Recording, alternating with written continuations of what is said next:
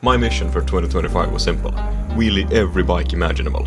I ended up riding everything from stock mopeds to tuned mopeds to 125 4-strokes and full supermotos, all the way into even crazier bikes like a full-on adventure bike and a Kawasaki Ninja 636 stunt weapon. One of these bikes ended up being the most fun thing I've ever ridden, and a couple of them actually tried to kill me.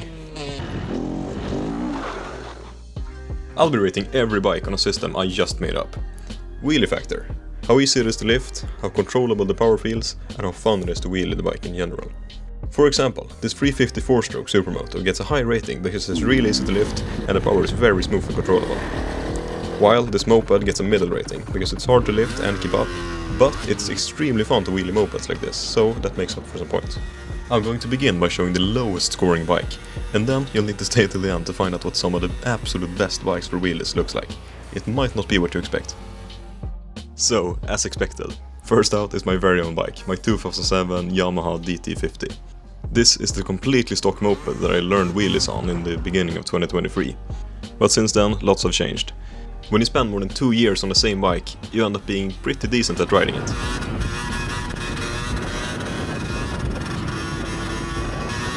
Make sure to let me know if you've stunted a stock moped like this, because I think stock stunters are pretty rare. Even though I love this bike, it only gets a 5 out of 10 wheelie factor rating. That's because the power is extremely low, it takes extreme effort to lift, and it's really hard to even keep up. But I would still say this is a great bike if you want to learn wheelies. The second lowest rating goes to the BMW adventure bike. Although it was way nicer to wheelie than I thought it would be, it's still an absolute cruise ship of a bike, which makes it feel very unnatural to wheelie. Other than that, it was decently easy to lift, but making it stay up was a whole nother story.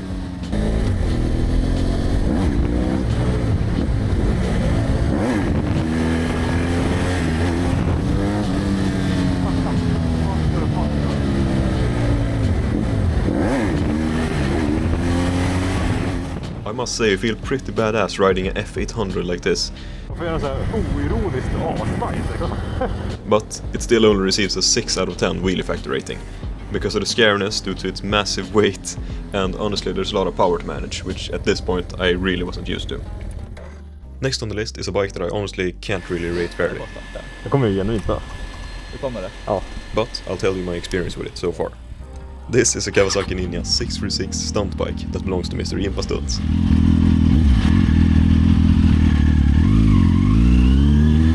The first time I rode this bike, I had never ridden anything faster than a 125 4-stroke, so let's just say I had no idea how to handle this thing properly.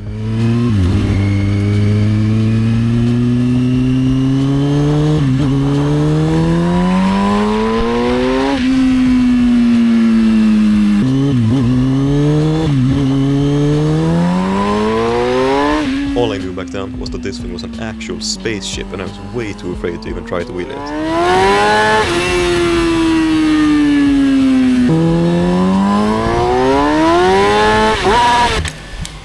Shit. Det var inte alls som jag trodde. Inte? Nej. The next time I rode this bike, I did have some experience from my 350 Husker supermoto, which helped me get the confidence to try just one wheelie. It was not very impressive. Although, as I said, I have really not ridden this thing enough to give it a fair rating, but during 2026 I hope I will be able to get some more seat time on this thing so I can get a real stunt bike a fair rating. Next up is a 125 2-stroke that belongs to Husker. And man, I wanted to ride a 125 2-stroke since the day I got my moped license. And I have to say, it lived up to every expectation of how crazy these things are.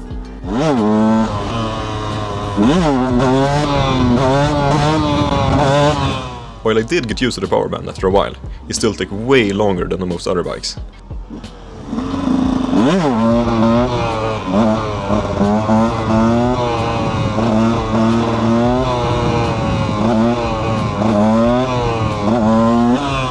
So the first few times I rode it were pretty sketchy.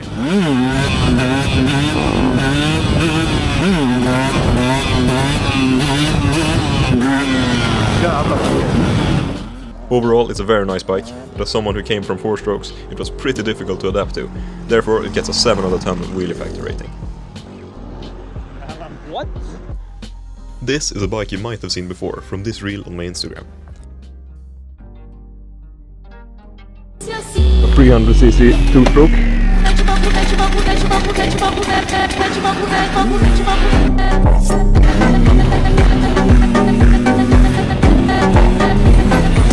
And honestly, I think the views speak for themselves about how crazy this bike is.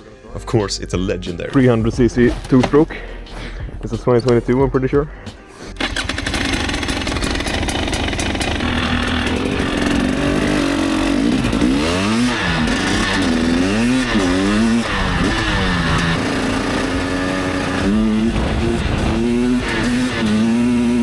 The bike I'm riding here is a fuel-injected 300, which is already insanely powerful. My brain can't comprehend what's happening, it's insane.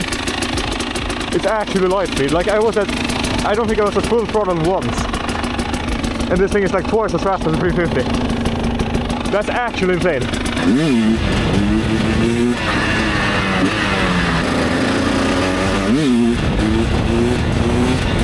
Going from a 125 4-stroke to this is pretty sketchy, and let's just say this wasn't in my plans.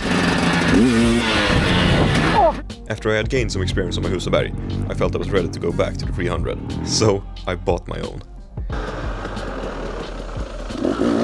I bought a carbureted 300, which means this bike is even more scary than the last 300 I rode.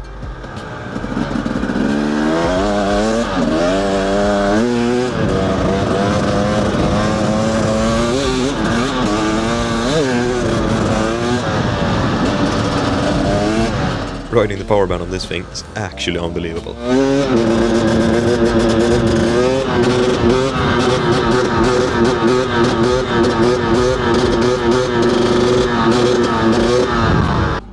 But I must say, the bottom end on this bike is extremely controllable.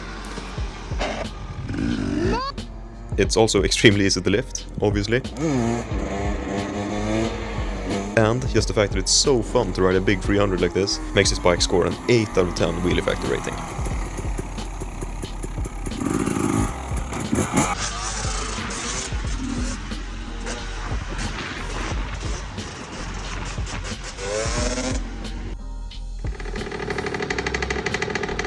Next up is my friend's Drak. This bike has been completely unrestricted and has a Leovin's tuning exhaust, which sounds insane.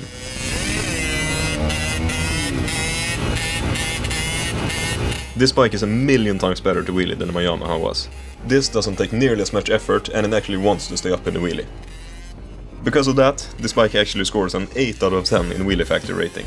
To be honest, it has the perfect amount of power and it's just really fun to ride a tuned moped like this in general. This also happens to be the bike where I've had my closest call ever, but still managed to save it.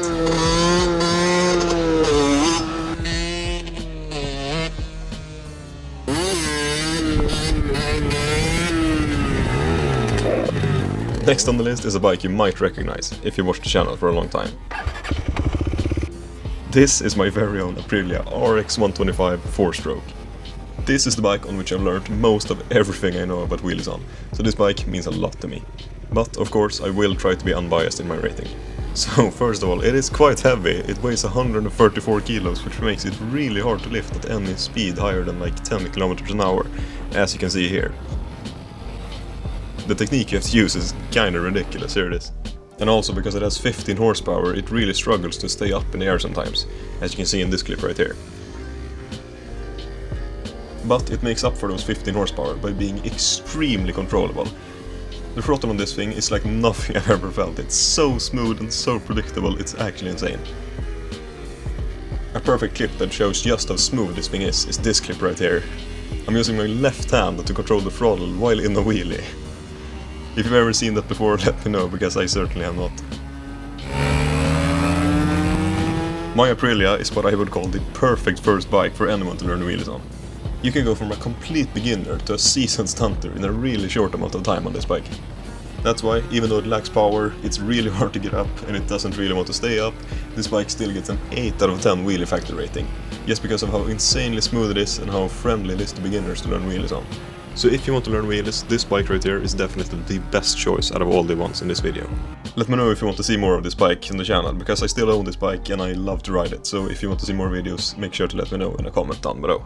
It's finally time for the one and only 10 out of 10 bike I've ridden this year. Before I show it, make a guess on what it is and let me know if you were correct.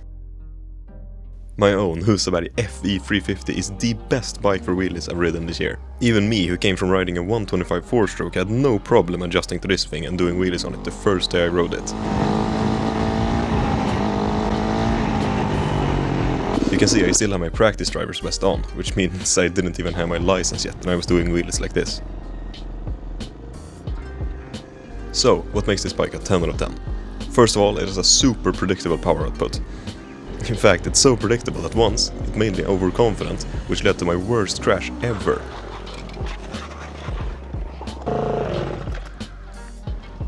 Jävla fan också. Yeah, that was stupid. But this was really only my fault, not the bike's. Of course, it's easy to lift too. But it also doesn't lift if you don't want it to, which in my opinion makes this bike even easier to wheelie than say the 300. It's because of the enormous control you have over this bike. Lastly, I must say I really miss riding this bike now that it's broken. I'm really working on getting it back as fast as possible, but it's been a slow process so far. Luckily, I do have the 300 to ride. In this video, I've shown just how different bikes can be yet still be amazing for wheelies. Not only supermotors can score high, even just a tuned moped is one of the best bikes available for wheelies. But of course, if there's any rating you disagree with, feel free to let me know in the comments what rating should have been different and why. Also like the video if you want to.